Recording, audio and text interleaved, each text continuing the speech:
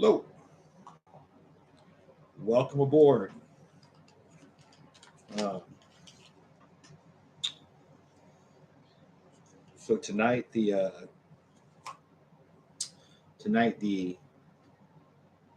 my live stream isn't responding. Let me see. Okay, it says we have a connection. Looking like we're pretty good.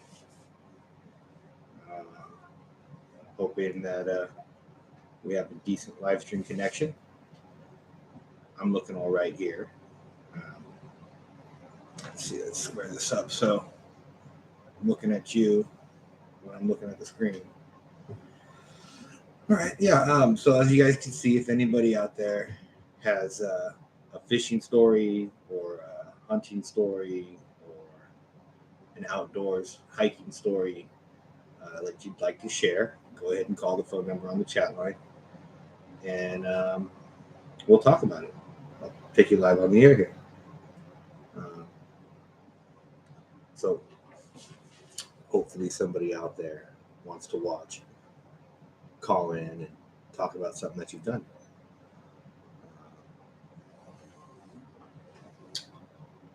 I could go on and talk about stories that I've told that have happened in my life, but I'd like to hear from some of the people out there that might be watching. So I'll go ahead and tell a story that happened to me. Just nobody's calling you. Me and my wife purchased a new car, and we decided to go for a long ride in the hills up Highway Oro Highway up to Bucks Lake, out behind Lake Orville, past Berry Creek, and you just keep going way up there into the mountains. Extremely remote area. And we drove about 50 miles up into the mountains, and we already live in the gold country up in the mountains as it is in the foothills. So we got into the mountains up there, up to where there's an overlook up to some mountain peaks, and there's an old rock quarry, and there was some snow on the ground. And we started walking around the rock quarry, looking around, checking it out. And let me check my audio on here.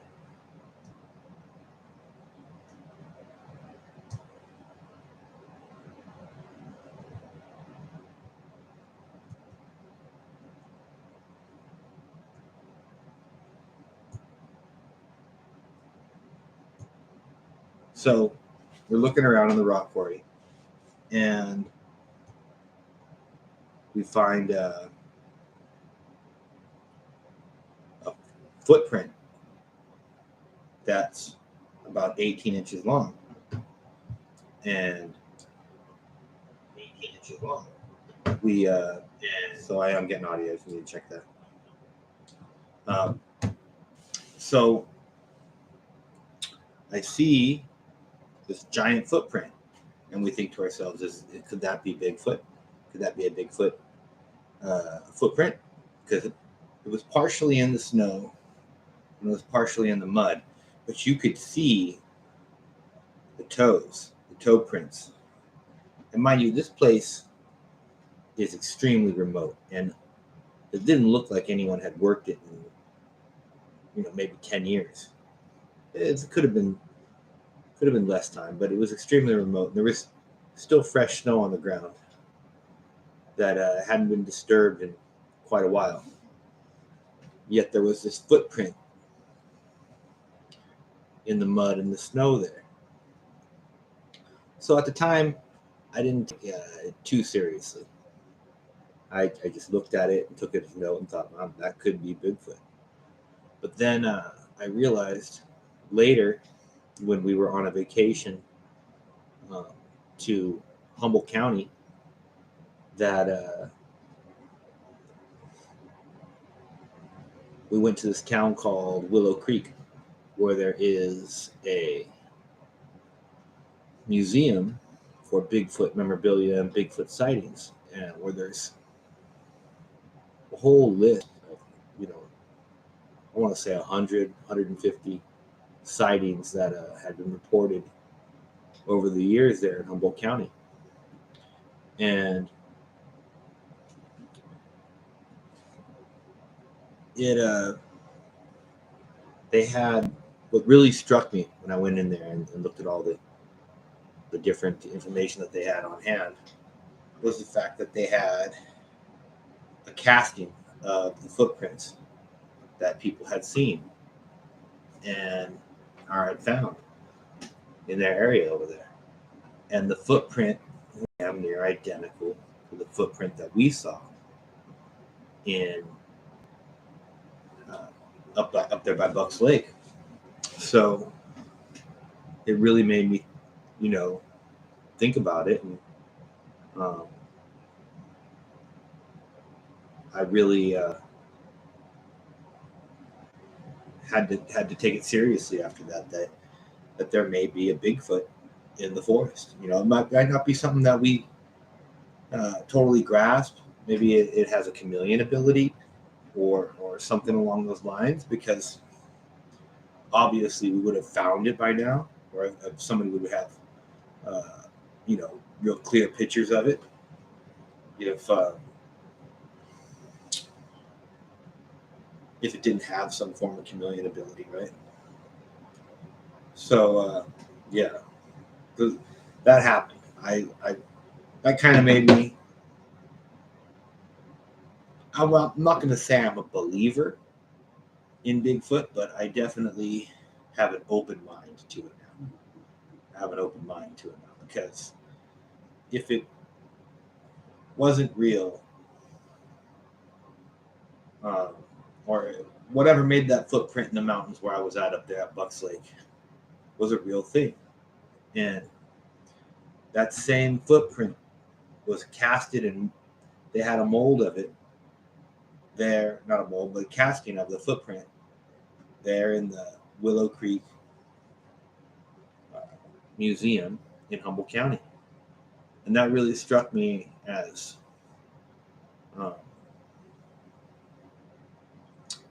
pretty unbelievable. Like,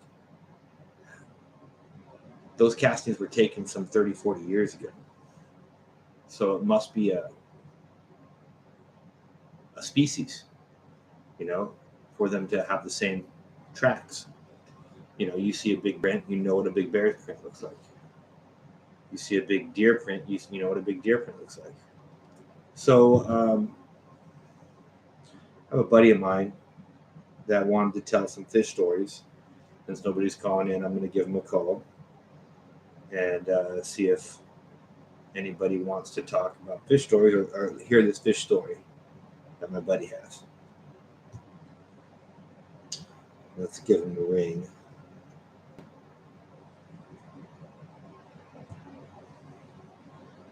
Trying to get through him.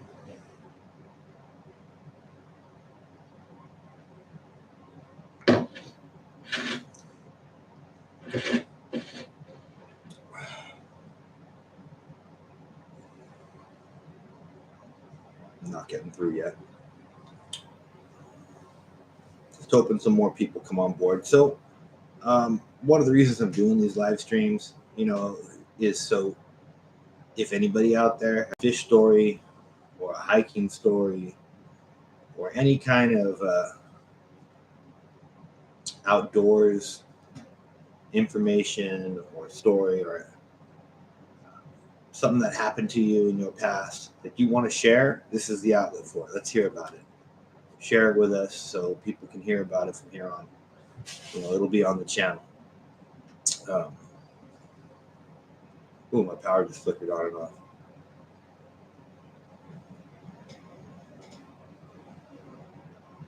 I'm trying to get through still. Let's try it another way. See if this works.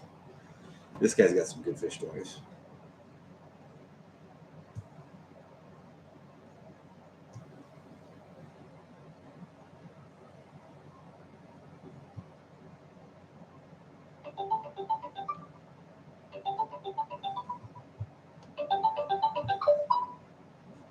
All right, you there? Right here. How you doing? We're good. Good. Hoping to hear that fish story you wanted to Well, tell. I got a few of them. And are you ready? I'm ready. We're all listening. Well, God, I've been fishing for quite a while. I haven't gone for a while now, but Why don't you start off by telling me your name? well, name's Rolly. I'm your dad, and My father. welcome me aboard. How you doing there, son? Good. Good. I think I told you the story, but I wanted to tell more than a few. So here we go. Yep. Let's get started. Back, I'm about 70 now. Give or take a year. So you were fishing back when the fishing was really, really good. Yeah, down in Southern California, down by Ventura County, Oxnard. My dad used to work on the base. Channel Islands. And off of Channel Islands Harbor. And it happened to be a summer day. It was his birthday. And his idea was for his birthday, he wanted to go get a scoop of live bait over there at the Channel Islands Harbor at the time. Mm-hmm. A lot of boats going down. And on his birthday, we picked up a 55-gallon trash can and went down to the pier where the boats were going, and we got a scoop of live anchovy. Live anchovy. That's the best bait. And so we proceeded to go on down to the Point Magoo and went into the base itself because he had a pass to get in, and I went with him, and him and I used to go fishing there a lot. And this one summer day, the bonita were hitting like crazy. Bonita. Back then, when the bonita hit, it was shoulder to shoulder. On the pier? I mean, there was on the pier. What pier were you on? We were at this time we were at Point Magoo Pier. It was a short little pier, and man, the fishing was incredible back then. Was that on the base? Yeah, that was on the base at Point Magoo. And we went out there with that 55-gallon drum of live bait, and like I said, the bonita were hitting it. I was about 11 years old, and damn, I couldn't stay there and just start fishing. I had to walk around and look what they were doing. So, anyways, I ended up throwing my line in and walk around some more, watching the people yanking up the bonita. Okay. And when I wandered back to where my dad was fishing at, Mike, I realized my fishing pole was gone. Dang, some guy there was fishing next to my pole. He goes, "Yeah, I saw you had a couple of bites, and I went over the pier." Oh, wow. And I go, "Hey, Dad, my pole's gone." And so my dad got a big old sinker, and he threw it out there, and he dragged the bottom. He hooked up my pole, and I still had the shark on. I reeled it up and got the shark, and my dad goes, "Throw your line back out and sit down next to me." At that time, there was a big pipe that ran across the length of the pier, and it was a short pier. Okay. And at the end of the pier was a cage where you had to have a key to get on the rest of the dock. Right. So, anyways, I bait up, and my dad goes, "Just sit there and don't take off and watch your pole." So I sat up there on that big pipe, threw my line out, and throw it out there. And no sooner than I threw it out, Mike, and I got a couple of good hits. And I told my dad, "I'm getting a bite." And he goes, "Well, next time you get a bite, give it a good pull. Right. Set the hook. So, go ahead. I just said set the hook. Yeah, so I just yanked the pole back. And when I yanked the pole back, lo and behold, to my surprise, that damn line took off, Mike. No kidding. And I had an old spinner that my dad had handed me down that he had used. And the bail didn't catch good. So the damn line, the darn line takes off like a bat out of hell. I mean, it's just going out to sea. And all of a sudden, the fish takes a jump into the air. And as it jumps into the air, I'm like, oh my God, that's what I thought maybe. So I realized that all my line is just taken off. And about then, my dad goes, give me that line. He grabs a pole out of my hand, and he had to turn the fish because he was running out of line in the bail, and he could see him. Mm-hmm. So he starts to fight this fish, and everybody on the pier, after a little bit, sees this fish jumping in the air, and they come over by us. My dad's trying to fight him and bring him in, and he's bringing him in. And we get to the end of the pier, and he can't get in there. And it just so happened to be, there was a couple of guards there, and they go, I want to see that fish. And they open up the gate and let my dad go down in there with a couple of other guys. And that fish, Mike, he bellied up as my dad is pulling him in. Okay. You know, he's just tired out. So this story that I told you happened when I was 11. And that same story that just happened, I told you, leads in to a story that happened, another fish story that happened about 2 weeks later. All right. Okay? All right. So what happened, they were catching halibut at the same time up at Santa Rosa Island. Now, you had to leave the night before to get out to Santa Rosa about 5, 6 in the morning to go fishing. Yeah, because that's pretty far out to sea. Yeah, that was about the furthest island out, as I remember. Okay. So my dad takes off to go on the boat, and I remember him taking off, and I was kind of bummed that I couldn't go. So about my dad calls my mom, says he's got another opening for me to get on the boat, that somebody didn't show up or what.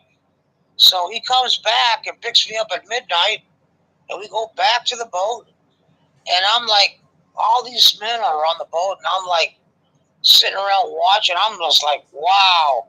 There's like about 30, 40 guys, and there's bunks on the boat, and there's a place where they make food up on top of the deck. Right. Cabins up there.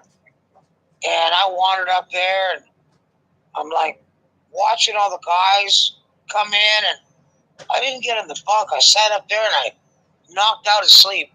And when I woke up, the place was nothing but guys everywhere.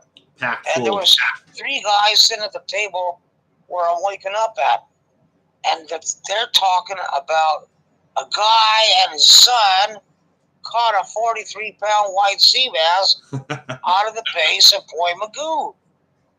And I never told you that was the fish that we caught, that my dad and I caught. Yeah. It fit in, I'm going to step back to the back part of the story.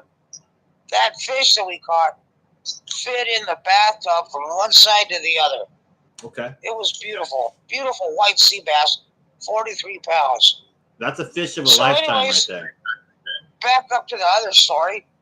I woke up and there's these 4 guys or 3 guys, and they're talking about a kid and the dad and a kid that had caught a white sea bass out of Point Magoo a few weeks ago. Mm-hmm. And I go, yeah, that was me. And I started to tell the guys a story about the fish and exactly what happened. And at the end of the story, one of the guys, I guess he didn't believe me or what, but I kind of got offended. He goes, it sounds like a fish story to me, kid. And I looked at him and I go, I wanted to tell him, no, that was real. He was pulling my leg. I don't know. So at the end of the day, like if the fish is going on, I caught a couple of halibut, but it wasn't, the big ones like I wanted yet. These guys were catching them left and right back then, Mike. Yeah. It was crazy. So I wish I could have experienced that. Yeah. I mean, it was deckhands were just yanking them up. So I'm fishing like, I don't know, next to this guy a few feet away, and he gets a bite and he's starting to reel up his pole and he's going, hook up. And that kind of means like everybody around him get their line up, Right. And so I look at him and I go, it's you, I thought. And so I'm kind of dragging my hands to pull my line up, Welcome to the viewer. And about then, after I started to pull up, I get a hit. And I go, I got one. Look up, And the deckhand comes over. There's a deckhand between him and that guy, me and that guy. And when that deckhand gaffs that halibut that him and I pulled up, the hook that I had and the hook that he had was in the halibut's mouth. Oh, wow. I didn't snag him. That halibut that he was yanking up was eating everything down there. Yeah, okay. So the deckhand looks at both of us and he goes, I'm busy. I gotta get a bag number right now. You're gonna flip forward right here and right now, kid. And you too, buddy. So the old guy comes over to me and he looks at me. He's got this look in his eye and he goes, heads I win, tails you lose, kid. And the deckhand looked at him and he goes, and he looked at me and he goes, kids got heads, you got tails. And I won the flip. And that guy walked away tweaked, man. Yeah, I'll bet. And so, and that was what happened when I was about 11 years old. It was a big 40-pound halibut too. All right. So he was pretty upset. Yeah, that's a big halibut. That was a huge one. I remember my uncle had gone, his kid had gone, and I think I had like 3 halibut by the end of the day, and I couldn't even pick them up. So, but back then, fishing was like pretty amazing. Like never before. Yeah, it's really dropped off, unfortunately. I got a shark. Yeah, tell me. I seem to remember you telling me a story about a shark when I was a kid. Yeah. I was at this time now. I got a boat that I traded for a pool table. Okay, and it had a motor inside the boat. I think it was a 6-cylinder. All right. Anyways, we were baiting out, me and your Uncle Adam, at the Cisco's. And we met a couple of guys that had another boat. And they go, we're going to go out for shark. We go, where are you going? He goes, just follow. So we followed him out to Boy Magoo Rock at that time. Okay. And they were, what they were doing, and they said, this is what you got to do. We got to go up there a little bit further out and catch jack smell. Yeah. Or was it jack smell? Or mackerel. Mackerel. They were mackerel, and they were bloody. Mm-hmm. So we got a few of those, went back in closer to shore, like he said, and we started cutting them up and letting them bleed. And before you know it, Mike, we had shark. I mean, they were surrounding the damn boat. Yeah. And by the afternoon of fishing for shark, we had lost almost all our hookups, all our lines, okay? Yeah. They were biting them off, snapping right through it. But they were getting so close to the boat at the time that I could see their mouth. If I had hooked them on them steel steely hooks, mm-hmm. They're stainless steel. And so if you hook them right, just on the lip, you could pull them in. But if they swallowed the line and the bait, forget about it. They were biting it. So this time I watched it and I got him. I hooked him. and I'm fighting that damn shark to come in, and I'm bringing him in, and your Uncle Adam hooked him in the head with a big old gaff. And we tried to bring him up. We couldn't bring him up, both of us. He was so damn big. And his tail kept flopping up and around. Now, and your Uncle Adam. What kind of shark was it? It was either a thrasher or I'm thinking it was a thrasher at that time. Thrasher shark. They look like a white shark, but they same body style. The long. Yeah. That kind of shark. And Adam had him with a big gaff in his head, and the tail was flopping from side to side of the boat. And I said, I know what I'll do. I'll grab his tail, and I'll bring him in from the tail. Adam had him from the head, and we plopped him on the deck of the boat. And we both stood on one side. I was on the tail side, and your Uncle Adam was by the head. Yeah. With the gaff, we took the gaff down. And we're standing there looking at him. We go, we got him. And that damn shark bite? I'll never forget it. He lunged out at your Uncle Adam, and he grabbed the life preserver right next to your Uncle Adam's leg.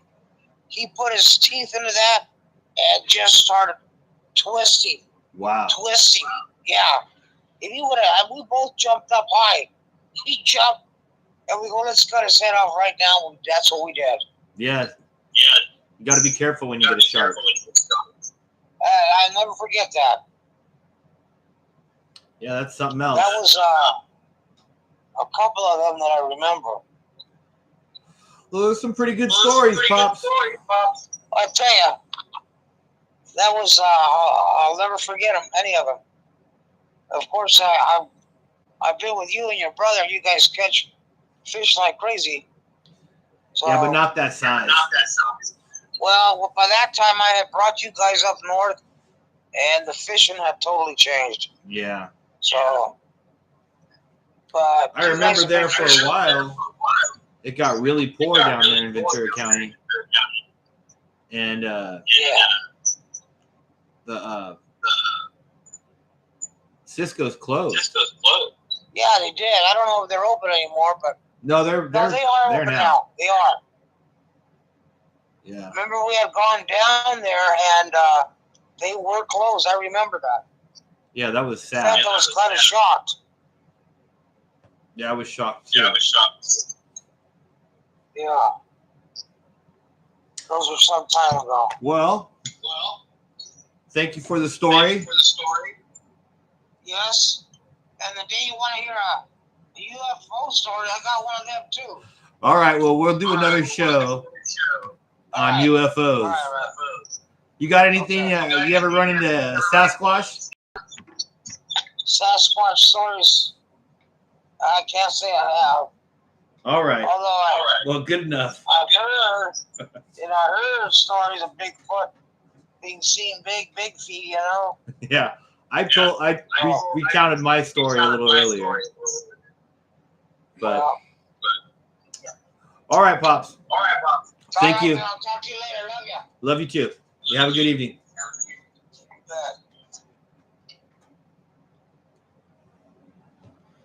Well, anybody out there wants to call in, now would be a good time. I'm showing that there's no other people watching right now. Huh? How are you supposed to know if you don't even say your phone number? Oh, it's on here. It's on the chat. Let me see. The phone number to call in with a story is on the top of the chat. So if anybody does have a story that they'd like to tell, I'd be happy to take your call and we can discuss it live. But right now, looks like that's all we have. So, let me see, what can I talk about? I got something.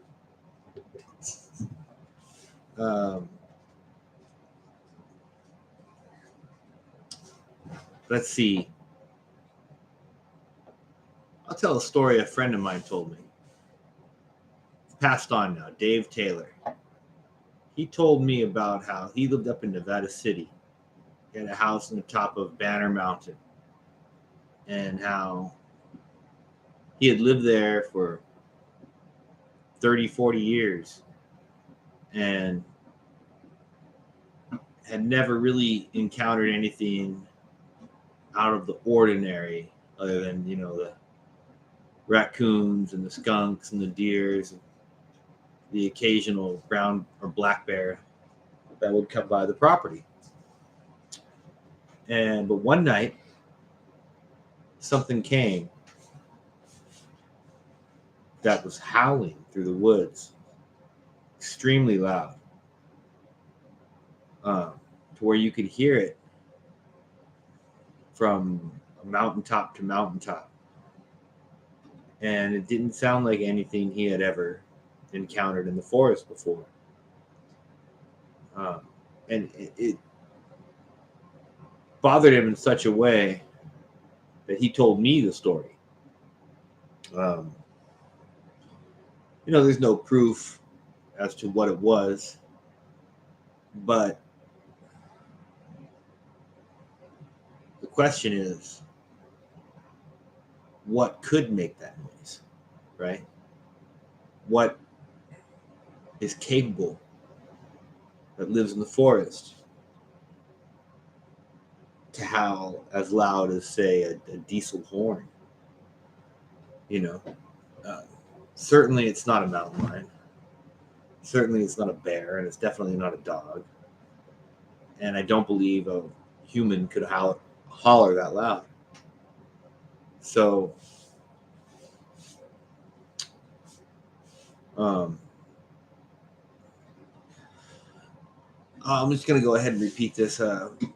If anybody's out there that's watching this, that has enjoyed this broadcast, like the stories that you've heard, please subscribe to the channel. I need to get myself 1,000 subscribers so we can get the channel monetized. That'd be really great. The other thing is, if anybody has any fish stories that they want to tell, now's a good time to call in since we're short-handed on Bigfoot stories. If there is anybody out there with a Bigfoot story, please call in. Let's talk about it. I want to hear about it. And once again, I need to get some more subscribers. So if you're watching this, if you enjoyed this, please subscribe to the channel. Let's talk about fishing, local fishing. The Sacramento River is about to open season for salmon. So that's about to be big time right now.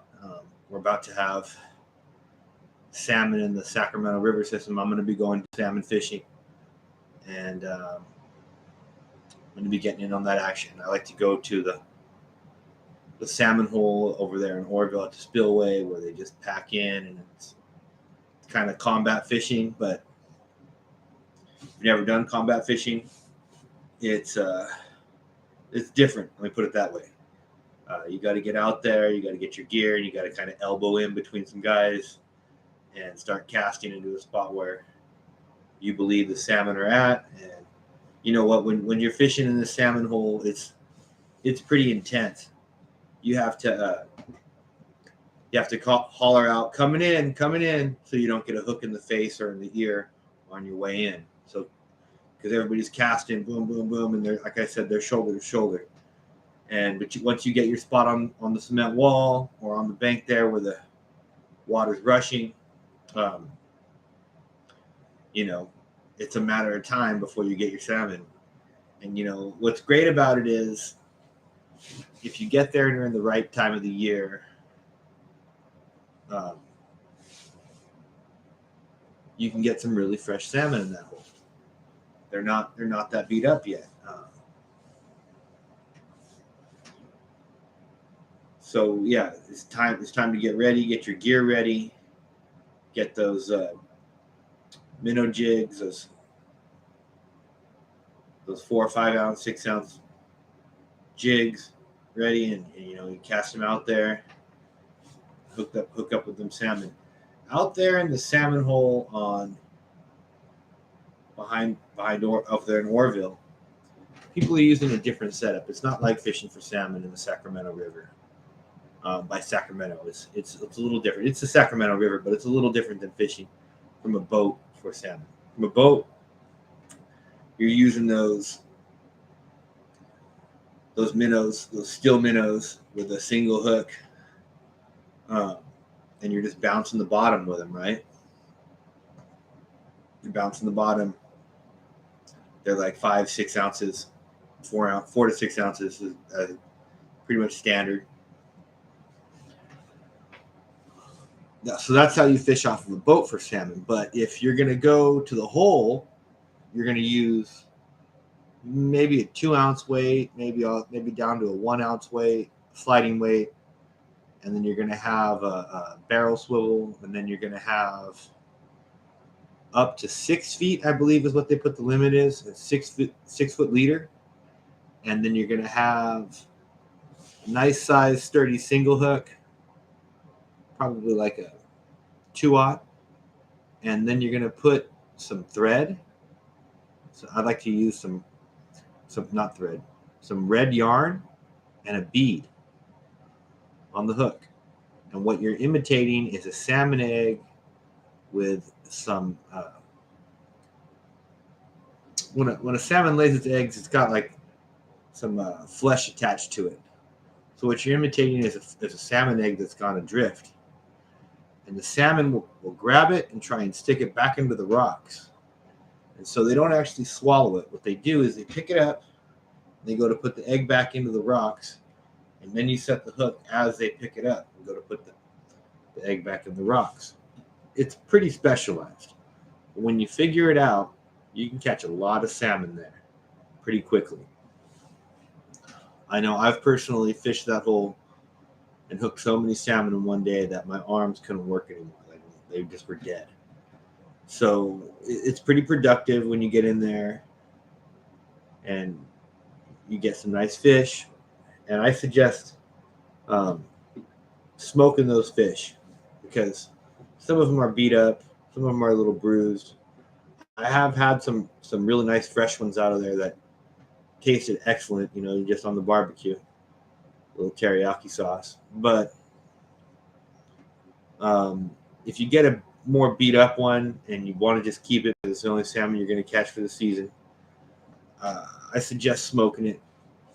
Get yourself some cherry wood, some apple wood, and use those wood chips. You saturate the wood chips in water, and then you put them in your smoker, and you smoke your salmon. So I'll try and do a video about that when I go ahead and catch a salmon. I'll do a salmon smoking video because I think that's really good knowledge for everybody to have.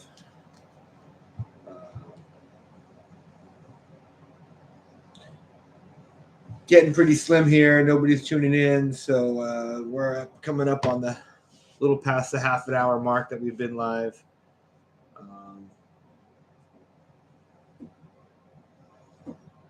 It's going to take a short break here, and I'll be right back. If somebody wants to pack in and wait for me to come back, maybe call. Once again, the phone number is 530-434-5772. If you want to talk live, you got a fish story, a Bigfoot story, outdoors story you want to talk about, call in. Let's do it.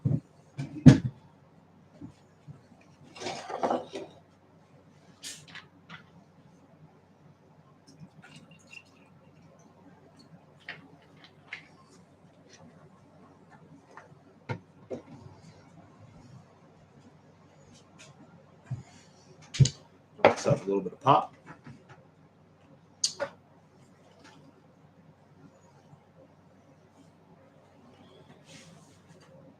So let me tell you a story about Lake Tahoe. Okay, this is a good one. I used to work for a sport fishing operation up there in Lake Tahoe in the South Shore. And over there in South Shore, there's a sport fishing captain, and he was the captain of all the operation there, of all the different boats. He captains the Prophet fishing boat over there in South Shore Lake Tahoe.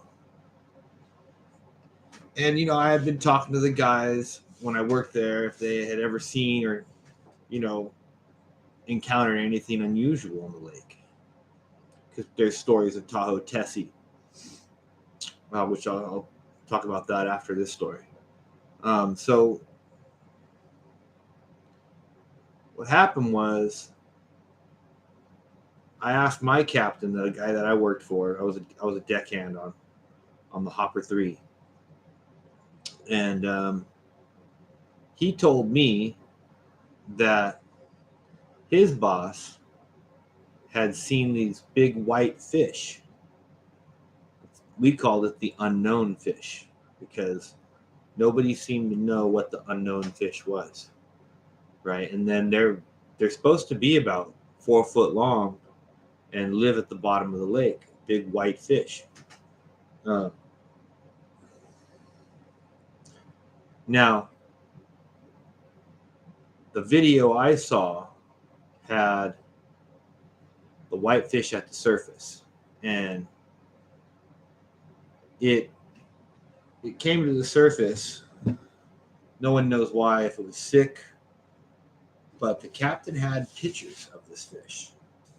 Let me get his name right now. I'm drawing a blank on his name, but I got it in here. Captain had pictures of this fish. And so I asked him about it, and he pulled up the pictures, and he showed me. And you could see clearly this fish that was about 4 or 5 foot long that was white. And it didn't match the description of any other fish that I have seen in Lake Tahoe. It's not supposed to be there. It's not a Mackinaw. It's not a cutthroat trout. It's not a whitefish. Because there is a mountain whitefish, right? It gets to be about 3-4 pounds. This thing was 45, 50 pounds. Now, this captain told me that he had talked to other old captains that had been working the lake for a long period of time that had seen the same fish.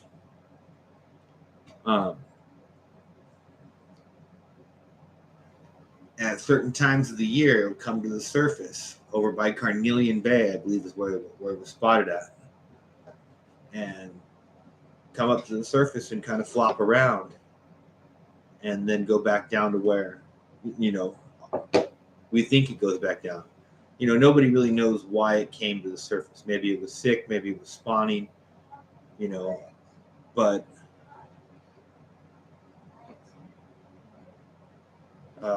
it was spotted and photographed. So it's a real fish. It's not just a story. So, oh yeah, Tahoe Tessie. So when I was a young man, I lived in South Shore Lake Tahoe, and I met a group of local kids that lived there also. And one of the kids told me a story that she swore about. First, some of her friends told me that she had told them when they were little that she had seen this thing in the lake. And so I asked her about it, and she told me the story. And she said that she was walking along the road early in the morning by Reagan Beach, and she looked into the water and she saw what she described as a dragon, a water dragon, swimming in the water. And she swore by it. She swore that it was real and that it was there. So, you know, there's no way to prove that, but there was no reason for her to lie. She had nothing to gain by telling me the story. And what struck me was that her friends all knew the story. It was something that had made a big impression on her, and she couldn't let it go. So it seemed as though it was real. And then, there's the story of Jacques Cousteau, uh, and all the locals in Tahoe know this, something that everybody in Tahoe knows, that Jacques Cousteau came to Lake Tahoe, put his submarine in the lake, went down and looked around, and then pulled the submarine out and told the newspaper there that the world is not ready for what is beneath the surface of Lake Tahoe.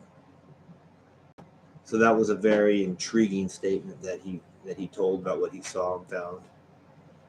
And the next day he packed his gear up and left. So it leaves you wondering, was he scared? Was he frightened? Or was it just so mundane that he didn't want to say? So there's some videos online about this kid that goes out on a sailboat and drops a camera down to the bottom of Lake Tahoe. And in the video that he brings back, from about 6,000 feet, from about 1,600 feet deep, you can see jellyfish. You can also see the mysa shrimp, and you can also see trails on the bottom of the lake that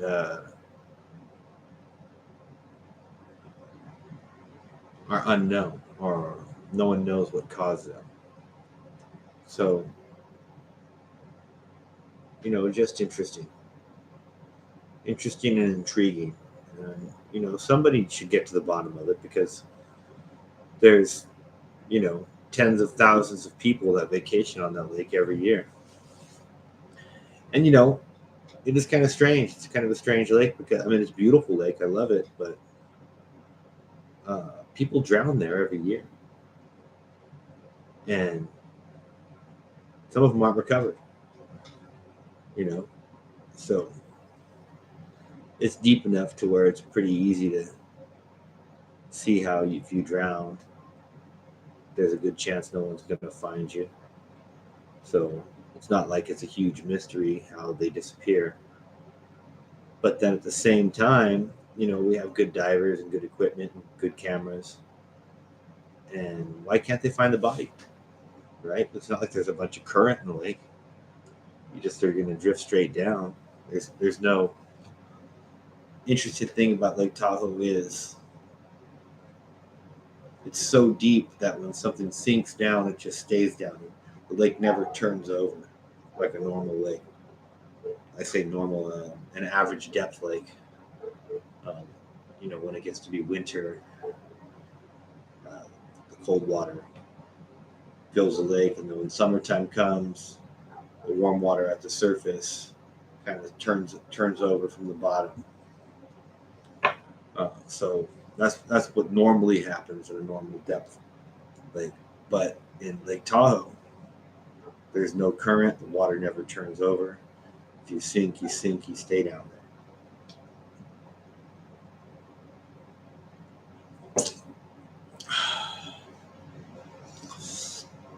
If you've enjoyed these stories, please like and subscribe. I need every person that watches this to please like and subscribe. Trying to get to 1,000 subscribers so we can monetize the channel, and I'd really appreciate it if you subscribe to the channel. I think that's going to be about it for tonight. Thank you to everyone that tuned in and watched. Really appreciate it. Have a good evening. Take care and get out there and enjoy the outdoors. I'm going to be doing a fishing report video live next. I'm not sure if I'm going to do it tomorrow or on Sunday, but it's definitely going to be this weekend. So look for that. I'll put the notice out as soon as I decide when we're going to be doing it. And like I said, I appreciate you viewing, and hope you come back and watch some more of the videos I have. And if you have a story that you want to tell, by all means, call in the next time you see me doing a live stream. I need people to call in the stories, so that's what this is about. We're trying to do an interaction with people. That's what we need to do. That's what we're trying to do. I'm Mike Torres, and this has been an episode of Free and Independent live streaming. Thank you. Have a great night.